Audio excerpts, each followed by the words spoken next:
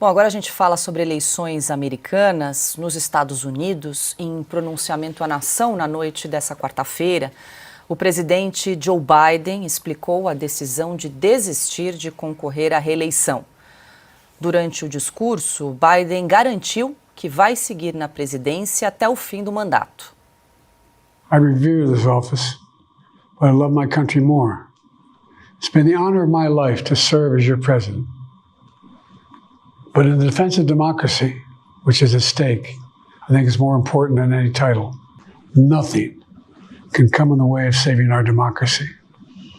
That includes personal ambition.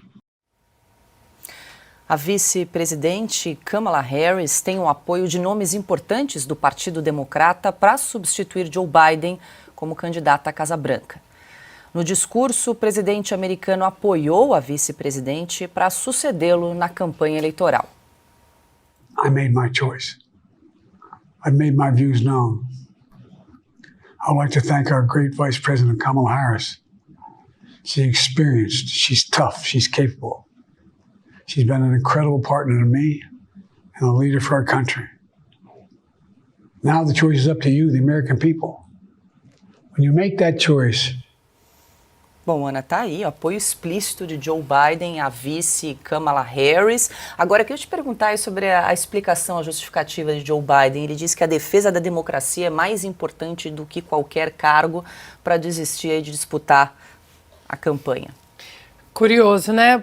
Porque ele diz que para salvar a democracia, nós vamos ignorar a democracia, que foi representada exatamente no voto de quase 15 milhões de eleitores democratas que votaram em Joe Biden para que ele seguisse no caminho à reeleição para a Casa Branca. Então, é democracia, mas se as pesquisas, e isso eu digo as pesquisas internas do Partido Democrata, que demonstraram que Joe Biden não tinha a menor chance contra Donald Trump, se as pesquisas mostram que ele não tem chance, então a gente vai esquecer a democracia um pouquinho e vamos empurrar o nosso nome.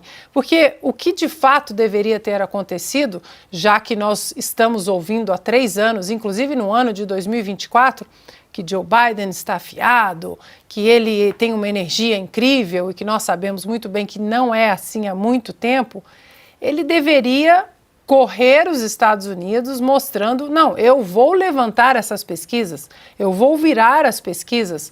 Acontece que o combo pesquisas internas dando uma derrota gigantesca contra Donald Trump, dinheiro dos doadores que parou de cair nos cofres do Partido Democrata.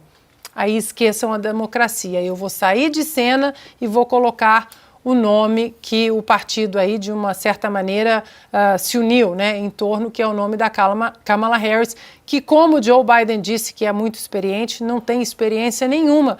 E tomara que ela aceite debates com Donald Trump, porque Donald Trump vai mostrar isso. O histórico de Kamala Harris como vice-presidente, principalmente em relação à imigração ilegal, níveis históricos, como a gente sempre vem falando aqui, que tem trazido grande preocupação para o americano médio, o eleitor, independentemente se é democrata ou republicano.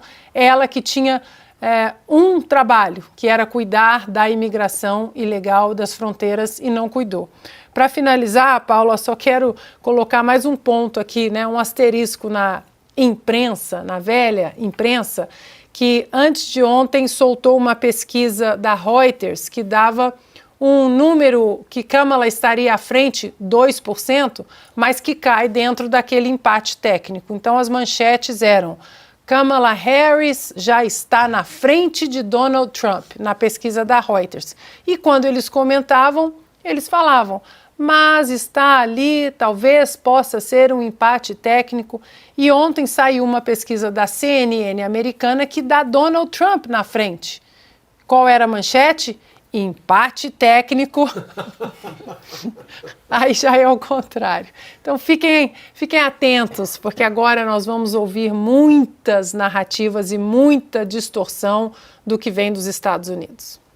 Pois é, Cáutia, acompanhamos aí o presidente Joe Biden reforçando apoio à vice Kamala Harris, e ele disse que segue na presidência até o fim do mandato, que eu acho que também será um motivo de preocupação, né, se ele ficaria ou não, mas disse que seguirá firme aí até novembro. Se eu fosse um cidadão americano, considerando como o Biden já não consegue nem mais falar, me preocuparia dos próximos 6 meses, né? Até o final do ano. Lembrando que é um presidente que fica mais olhando para as borboletas e dando apertos de mãos para fantasmas do que olhando para a maleta nuclear que ele tem com 11 mil ogivas, né? E depois a gente se pergunta por que Putin invade a Ucrânia, porque temos o que temos no Afeganistão, porque o Hamas faz aquilo que faz e porque o Irã está tomando o Oriente Médio. Então me preocuparia mais, e porque temos 7 milhões e meio de imigrantes ilegais, clandestinos, que entraram em poucos meses nos Estados Unidos, criando, entre outras coisas, uma emergência da segurança pública e uma emergência também do housing, né? Ou seja, emergência habitacional, faltam casas, está caríssimo ter casa nos Estados Unidos, entre outras. E depois a gente se surpreende porque Donald Trump está à frente, né, da Kamala Harris em todas as pesquisas, menos aquelas, como a Ana lembrou, né, que foi divulgada de forma, vamos dizer assim, bastante de má fé. Nesse caso foi má fé mesmo, foi sacanagem que foi feita para mostrar a única que não colocava o Trump na frente. Mas eu só queria terminar, Ana, Paula, pegando uma frase que o Biden falou. Ele disse que, em nome da democracia, eu dou um passo para trás e deixo para Kamala Harris, porque a democracia tem que triunfar. Eu acho que já deu essa história de que se ganhar a direita, a democracia está sempre em risco, e se ganhar a esquerda, e aí é a apoteose da democracia. Um comportamento como esse, de renunciar na última hora, sob basicamente a chantagem do establishment, dos doadores, da família Clinton, que obrigaram Biden a renunciar, né? Ele não queria, isso é democracia. O fato que ele está entregando candidatura para a presidência dos Estados Unidos para uma pessoa que, quando tentou ser candidata nas primárias, pegou 0, dos votos, né, foi rejeitada pelo eleitorado e foi escolhida por ele só pelo fato de ser mulher e filha de imigrantes e uma extremista também, porque esse é o grande problema. A Kamala Harris é uma extremista também, então não tem nenhum tipo de capacidade de angariar votos sozinha. Tudo isso é democrático? Então, assim, é uma retórica francamente insuportável, que isso sim leva depois a atos extremos, porque se a direita ganhar e temos um risco para a democracia, então a direita não pode ganhar. Então o candidato de direita deve ser parado, deve ser interrompida a sua candidatura de todas as formas, inclusive violenta. E aí depois vemos o Trump levando tiros por terroristas. Ou seja, essa retórica, além de ser francamente cansativa, é muito perigosa, aí sim, pela democracia, não só americana, mas do mundo inteiro. Piotr, para fechar. Não, rapidamente, a gente chama governo Lula, governo Fernando Henrique, governo Bolsonaro, essa expressão em português. A expressão equivalente em inglês é administração Bush, administração Clinton, administração Biden. Se Biden vai continuar presidente, eu preciso só fazer um trocadilho com a expressão, quem é que vai administrar os Estados Unidos? Porque ele não está administrando os Estados Unidos. Quem é o administrador de fato?